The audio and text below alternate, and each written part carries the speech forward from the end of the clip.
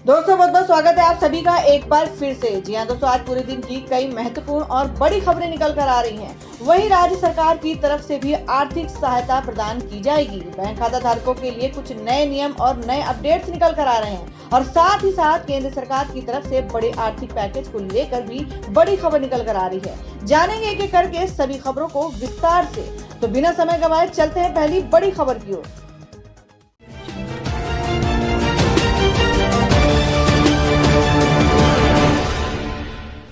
तो दोस्तों पहली बड़ी खबर में जानते हैं क्या है देश भर में कोरोना संक्रमण के ताजा हालात। जी आपको बता दें कि कोविड-19 मरीजों की संख्या 1,90,000 के पार, लेकिन रिकवरी रेट में बढ़ोतरी और जान जाने वालों की दर भी हो रही है कम।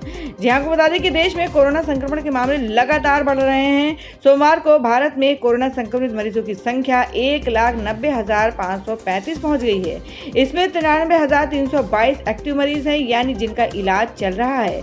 वहीं इस संक्रमण से अब तक के 91,818 संक्रमित मरीज ठीक हो चुके हैं, जबकि इस संक्रमण से 5,394 मरीजों की जान भी जा चुकी है।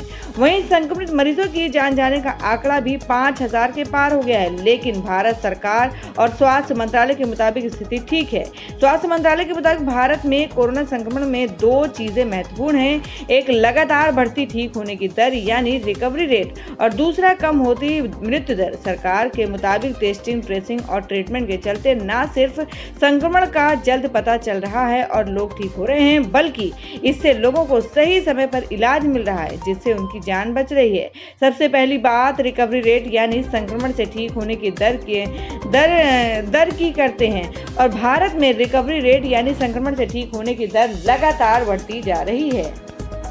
और वहीं अगली खबर बता दें कि ट्रेन के रुकते ही बिहार के इस गांव के लोग प्रवासियों के लिए भोजन, पानी, दूध लेकर दौड़ पड़ते हैं। मिजोरम के सीएम ने भी की है तारीफ। आपको बता दें कि लॉकडाउन के दौरान दूसरे राज्यों में फंसे लोगों का अपने प्रदेश में लौटने का सिलसिला जारी है। इस दौरान प्रवासियों को ट्रेनों में खाने पीने की काफी दिक्कतों का सामना करना पड़ रहा है। इस बीच मिजोरम के मुख्यमंत्री जोरमथंगा ने एक ऐसा वीडियो शेयर किया है जिसे देखकर कहा जा सकता है कि आज भी हम भारतीय जरूरत पड़ने पर एक दूसरे की मदद करने से पीछे नहीं हटते हैं। दरअसल ये वीडियो एक श्रमिक स्पेशल ट्रेन का है जो कि बिहार के बेगूसराय जिले का था। इस वीडियो में देखा गया कि जब ट्रेन बरौनी कटिहार रेलखंड के लखमीनिया रेलवे स्टेशन के आउटर सिग्नल खड़ी होती तो ग्रामीण प्रवासी मजदूरों को भोजन, पानी, फल एवं दूध का वितरण करने के लिए दौड़ पड़ते। बता दें कि ट्रेन में सफर कर रहे लोगों को भूख एवं प्यास जैसी समस्याओं से भी जूझना पड़ रहा है। ऐसे लोगों की मदद के लिए कस्बा सालेहचक एवं हुसैना के ग्रामीणों ने बीड़ा उठाया है। ट्रेन के पैसेंजरों को तैयार भोजन, सूखा राहत का पैकेट, पानी एवं बच्चों को दूध दिया जा रहा है। और अब बता दें कि रेहड़ी पटरी वालों के लिए आई स्वनिधि योजना। मोदी बोले 50 लाख लोगों को होगा फायदा। जी आपको बता दें कि केंद्र सरकार की सोमवार को आयोजित कैबिनेट बैठक के लिए गए फैसले पर प्रधानमंत्री नरेंद्र मोदी ने ट्वीट कर जानकारी दी है। उन्होंने एक ट्वीट में लिखा कि देश में पहली बार सरकार ने रेहड़ी पटरी वालों और ठेले के सामान बेचने वालों के रोजगार के लिए लोन की व्यवस्था की है। पीएम स्वनिधि योजना से 50 लाख से अधिक लोगों को लाभ मिलेगा। इससे ये लोग कोरोना संकट के समय अपने कारोबार को नए सिरे से खड़ा कर आत्मनिर्भर भारत अभियान को गति देंगे।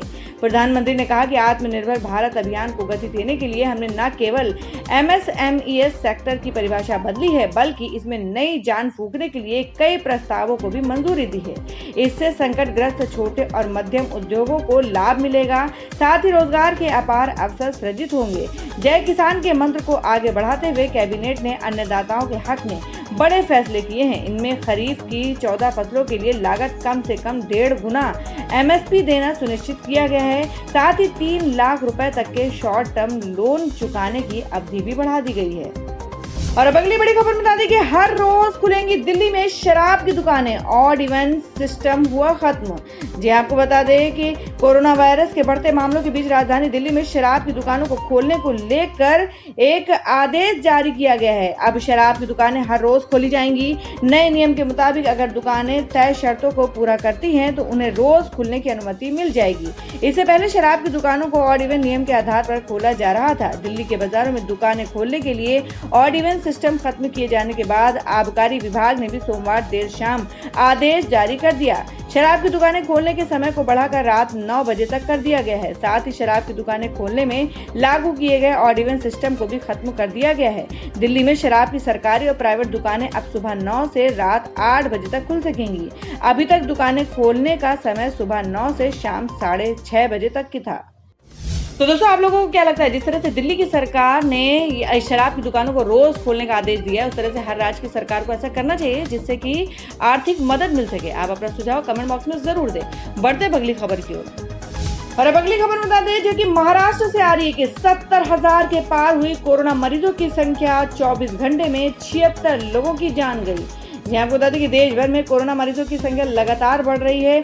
देश में सबसे ज्यादा मरीज महाराष्ट्र से सामने आए हैं। पिछले 24 घंटे में महाराष्ट्र में 2361 नए कोरोना मरीजों की पुष्टि हुई है। वहीं 24 घंटे में कोरोना से 76 लोगों की जान गई है। इसके साथ महाराष्ट्र में अब तक के 2362 लोगों की जान कोरोना से हो चुकी है। महाराष्ट्र में कुल मरीजों की संख्या 70,013 पहुंच गई है।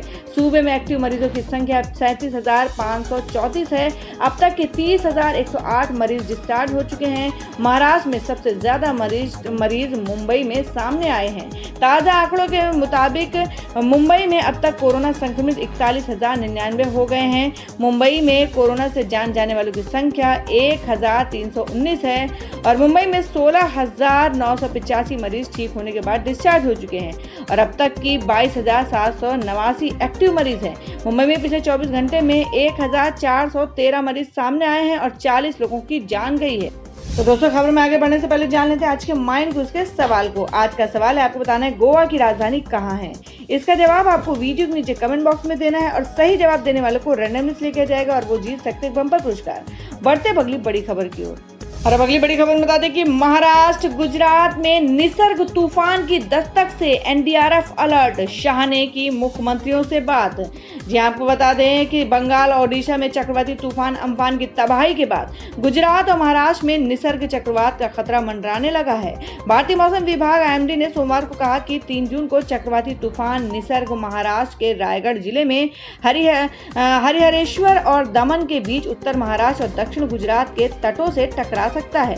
आईएमडी के उप महानिदेशक आनंद कुमार ने कहा कि अरब सागर में बने निम्न दाब के क्षेत्र की वजह से अगले 24 घंटे में चक्रवात बन सकता है। निसर्ग चक्रवात 2 जून की सुबह तक उत्तर की ओर बढ़ेगा, फिर उत्तर उत्तर पूर्व की ओर बढ़ने के बाद हरिहरेश्वर, रायगढ़, महाराष्ट्र और दमन के बीच उत्तर महाराष्ट्र और दक्षिण गुजरात के तटों से 3 जून की शाम या रात तट तक टकरा सकता है। बता दें कि हरिहरेश्वर शहर मुंबई और पुणे दोनों से 200 किलोमीटर की दूरी पर और दमन से 360 किलोमीटर की दूरी पर है।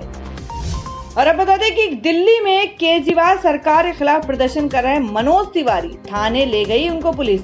जी आपको बता दें कि देश की राजधानी दिल्ली में एक तरफ कोरोना वायरस के बढ़ते केस के कारण चिंता बढ़ रही है, तो दूसरी ओर दिल्ली में राजनीति का पारा भी लगातार बढ़ता जा रहा है। भारतीय जनता पार्टी ने सोमवार को दिल्ली की अरविंद केजरीवाल सरकार के खिलाफ 9 जगह प्रदर्शन करने का आह्वान किया था। प्रदेश अध्यक्ष मनोज तिवारी जब राजघाट पर प्रदर्शन करने पहुंचे तो दिल्ली पुलिस ने उन्हें वहां से हटाया और थाने ले गई। दिल्ली बीजेपी के प्रदेश अध्यक्ष के अलावा कई नेताओं को दिल्ली पुलिस बस में बैठाकर राजेंद्र नगर पुलिस स्टेशन ले गई। बीजेपी नेता कुलदीप चहल ने ट्विटर पर लिखा कि आज हम केजरीवाल जी को कोविड के कारण मरीजों की लापरवाही से कुंभकर्णी निंदा से जगाने के लिए राजघाट पर मनोज तिवारी के नेतृत्व में आए, लेकिन दिल्ली पुलिस हमें गिरफ्तार कर राजेंद्र नगर ले गई। मनोज तिवारी ने इस ट्वीट को रिट्वीट किया है। आपको बता दें कि दिल्ली बीजेपी की ओर से लगातार आरोप लगाया जा रहा है कि केजरीवाल सरकार कोरोना संकट को संभालने में असफल रही है। पहले प्रवासी मजदूरों का मामला है, अस्पताल का मामला हो या फिर अब कोरोना वायरस के कारण जान जाने वालों का आंकड़ा। बीजेपी का आरोप है कि दिल्ली सरकार जान जाने वालों के आंकड़ों को छुपा रही है। इसके अलावा हाल ही में जब दिल्ली सरकार ने केंद्र सरकार से आर्थिक मदद मांगी तो बीजेपी की ओर से हमला किया गया। मनोज तिवारी ने आरोप लगाया कि केजरीवाल सरकार लगातार विज्ञापनों में अपना खर्च कर रही है, ऐसे में फिर पैसा कैसे बचेगा। मनोज तिवारी ने लिखा कि दिल्ली की जनता जब प्राइवेट हॉस्पिटल में 5 लाख देकर इलाज कराएगी, होम आइसोलेशन में रहेगी, होटल में भी 3,100 देकर क्वारंटाइन होगी, तो सरकार का 1 रुपया भी खर्च नहीं होना है, फिर 5,000 करोड़ किस लिए।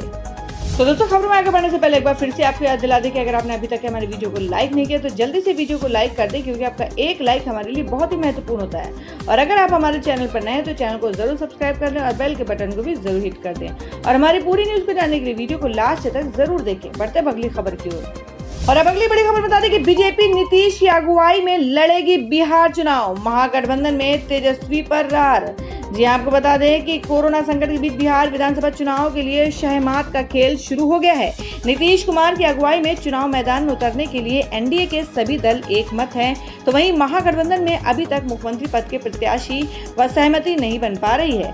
आरजेडी तेजस्वी यादव ने चेहरे के सहारे चुनावी मैदान में उतरने को लेकर अपनी मंशा कई बार जाहिर कर चुकी है। इसके बावजूद महागठबंधन में शामिल जीतन राम मांझी और उपेंद्र कुशवाहा ने अभी तक अपनी सहमति नहीं दी है। आरजेडी सुप्रीमो लालू प्रसाद यादव के संकट मोचक कहे जाने वाले पार्टी के नेता रघुवंश प्रसाद सिंह ने शनिवार को महागठबंधन के अपने सहयोगियों को दो टूक कह दिया है कि बिहार में महागठबंधन का चेहरा तेजस्वी यादव ही है और आगे भी रहेंगे। ऐसे में अब जिसको जो करना हो वो कर ले। माना जा रहा है कि रघुवंश प्रसाद सिंह ने ये संदेश जीतन राम मांझी और उपेंद्र कुशवाहा के लिए दिया है, जो तेजस्वी को महागठबंधन का नेता मानने के लिए तैयार नहीं है।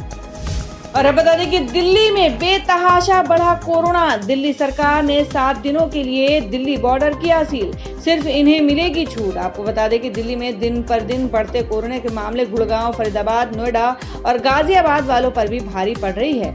हर दिन हजारों लोग गुड़गांव, फरीदाबाद, नोएडा और गाजियाबाद से दिल्ली और दिल्ली से इन शहरों में नौकरी और कारोबार के सिलसिले में आते जाते रहते हैं। लेकिन दिल्ली में बढ़ते कोरोना के मामलों की वजह से राज्य सरकारों में तनातनी होने लगी है और इन शहरों रहने वालों को इसकी सजा भुगतनी पड़ रही है। यूपी सरकार और हरियाणा सरकार ने दिल्ली जाने वाले अपने बॉर्डर को पहले से ही सील कर दिया था। अब दिल्ली सरकार ने भी अगले 7 दिनों के लिए बॉर्डर सील कर दिया है। दिल्ली के मुख्यमंत्री अरविंद केजरीवाल ने सोमवार को कहा कि दिल्ली के अस्पताल में दूसरे राज्यों के मरीज न भर जाएं। इसके चलते फिलहाल उन्हें सीमाएं 1 हफ्ते के लिए बंद करने का फैसला करना पड़ रहा है। यानी अब ना तो सिर्फ दिल्ली से लोग अब हरियाणा, उत्तर प्रदेश नहीं जा पाएंगे और न ही उधर से लोग दिल्ली आ पाएंगे। हालांकि इस दौरान जिनको पास जारी होगा उन्हें और जरूरी क्षेत्र से जुड़े लोगों को एंट्री मिल पाएगी। डीटीसी की बसें भी अब दिल्ली की सीमा के अंदर ही चलेंगी। गुड़गांव, गाजियाबाद, नोएडा और फरीदाबाद नहीं जाएंगी। और अब जान लेते हैं क्या है देश भर में मौसम के ताजा हालात। आपको बता दें कि केरल में मानसून की दस्तक, झमाझम हो रही है बारिश। जाने इस राज्य में कैसी होगी बारिश। आपको बता दें कोरोना महामारी के बीच भारतीय मौसम विभाग ने मानसून की शानदार बारिश की पूर्वानुमान व्यक्त किया है।